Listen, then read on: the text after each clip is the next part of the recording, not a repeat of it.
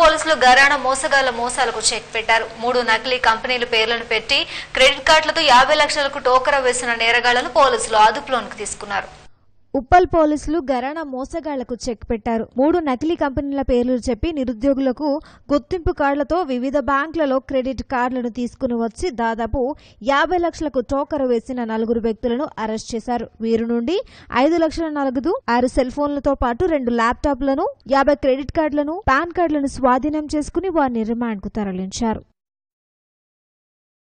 అక్కడ మోసగింపబడ్డారని తేలింది. దానికి 12 లక్షలు రెడీగా చేస్తున్నామన్న వాటిని ఇంకా ఎవరైతే క్రెడిట్ కార్డ్స్ చేశారో ఈ కార్డ్స్ని వాళ్ళు దాన్ని ఫ్యాబ్రికేట్ చేశారో వాళ్ళని కూడా పట్టుకుంటాం.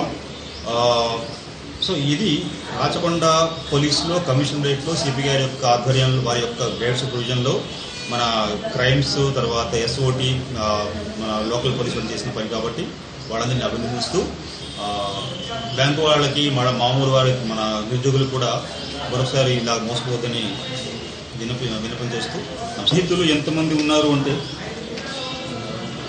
50 మంది పైన ఉంటారు. ఎన్ని బ్యాంకులు? బ్యాంక్స్ చాలా ఉన్నాయండి. పేరు చెప్పనా?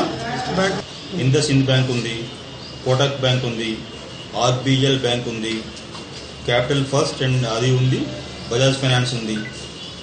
ఇవన్నీ చూస్తే కనుక దాదాపు 50 లక్షల రూపాయలు. బ్యాంకులకు ఎంత? బ్యాంకులకు ఎంత? ఒక బ్యాంక్ అంటే ఇంకా లెక్క తేలాలి కదా, చాలా ఉన్నాయి కదా.